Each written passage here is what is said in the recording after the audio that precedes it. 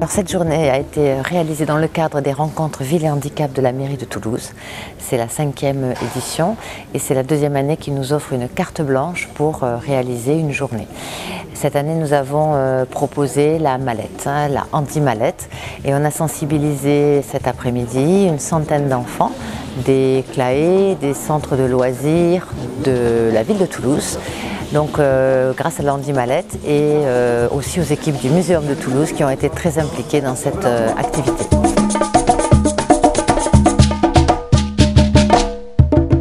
Le handicap, c'est à la fois comprendre de l'intérieur ce que ça fait quand on n'a pas les mêmes, quand on a parfois des difficultés. C'est pour ça que notre association a créé cette handi-mallette. La handi-mallette, c'est tout un ensemble de jeux, de livres, d'objets qui vont vous permettre de comprendre un peu mieux, sous forme de jeu, ce que c'est que d'être éventuellement malvoyant, d'être malentendant, de sentir plus avec ses pieds, avec son nez, etc. quand on a des difficultés, mais aussi plein d'autres problèmes, parce que comme l'a dit monsieur tout à l'heure, il peut y avoir des gens qui ont des problèmes de mémoire, qui ont des problèmes d'équilibre, qui ont des problèmes de comportement. Je crois que vous avez souvent dans vos écoles aussi des petits-enfants qui parfois sont différents des autres, et qu'il faut aider un petit peu, et voilà, il faut être... Mais une fois qu'on comprend cette différence, on se dit on peut tous vivre ensemble. Donc vous allez cet après-midi passer dans plein d'ateliers, et on a vraiment la chance, et je voudrais vraiment remercier le muséum, M. Maury avec son équipe, et puis la mairie de Toulouse qui a permis que ça ait lieu, toutes les personnes des centres de loisirs, des écoles, etc. Vraiment, je suis ravi d'être avec vous, je suis très heureux. Je vous souhaite une très belle après-midi et encore merci à toutes celles et tous ceux qui ont rendu l'après-midi possible. Merci les enfants.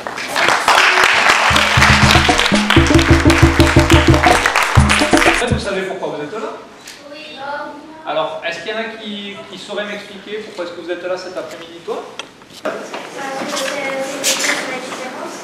Voilà, on va faire des petits ateliers sur la différence. Aujourd'hui, vous savez, vous vous souvenez, on parle du handicap. Oui. Et est-ce que ce petit garçon, vous trouvez qu'il est handicapé? Oui. Non. Oui. Très handicapé. Et alors, est-ce que vous pensez qu'il comprend quelque chose? Non. Il comprend ce qu'il dit, mais il s'en fout.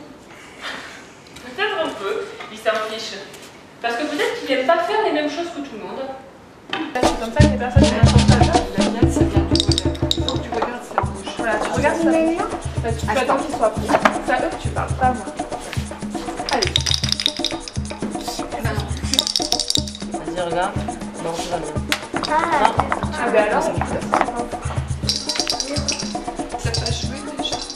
Ah, je sais. Ben regarde.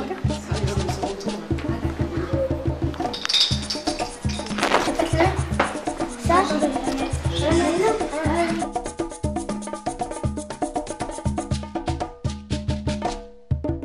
Qu'est-ce que tu touches? Ça a des plumes. C'est bon signe. Encore. des pâtes avec des trucs.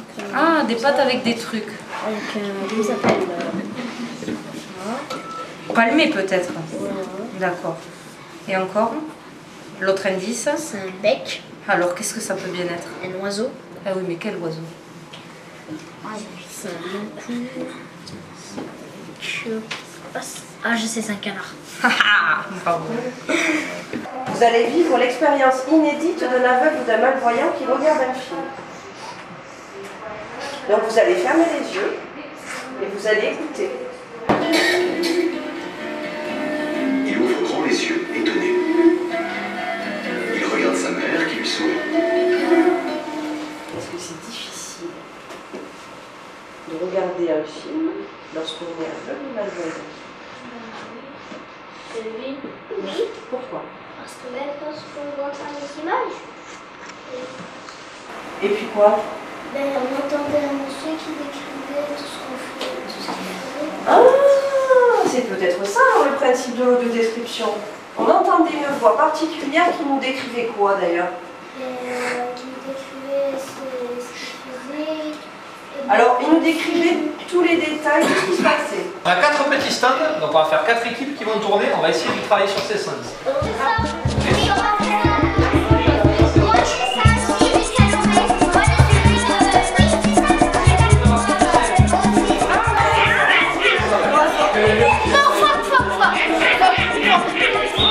on est fort d'une expérience avec une cellule accessibilité dans notre service médiation.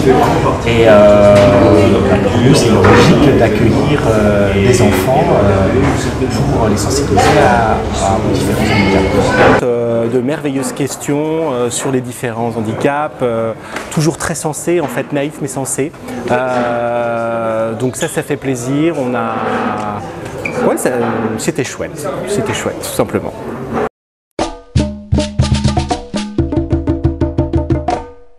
Un débat sur le handicap, au restaurant du Muséum de Toulouse, poursuivre évidemment l'après-midi d'activités de sensibilisation des enfants. Donc une petite centaine d'invités avec beaucoup d'écoles, d'AVS d'écoles, de coordinatrices des ULIS, des IEM, des IME, voilà. Ce débat a été animé par Philippe Géminel, notre directeur territorial, qui en a été aussi le modérateur. Nous avions des intervenants de qualité, notamment Jean-Marc Ross qui est au conseil d'administration de l'ADAPT et aussi président de l'école de demain.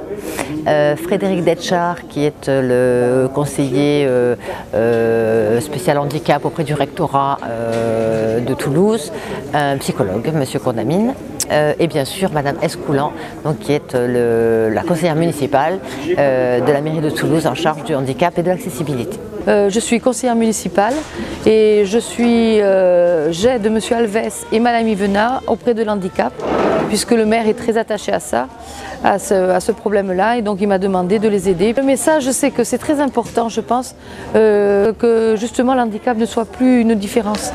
Que les enfants, parce que par les enfants, ils le comprennent vite. Au début, ça surprend, mais après, ils ne voient plus l'handicap. Donc je crois que si on les habitue à ça, c'est une bonne chose, parce que quand ils seront plus grands, ils auront déjà cette habitude-là. Airbus est très impliqué pour le handicap. Et effectivement, cette action, elle nous touche et on est ravis d'en faire partie, parce qu'on a le sentiment que plus la lutte contre les stéréotypes est prise en amont, c'est-à-dire là auprès de jeunes enfants, plus on facilitera à terme l'inclusion des personnes en situation de handicap dans le monde professionnel. La mairie de Toulouse en partant nous a dit à l'an prochain, donc voilà, on va donc continuer l'an prochain avec eux et avec tous ces acteurs qui sont autour de moi à Toulouse.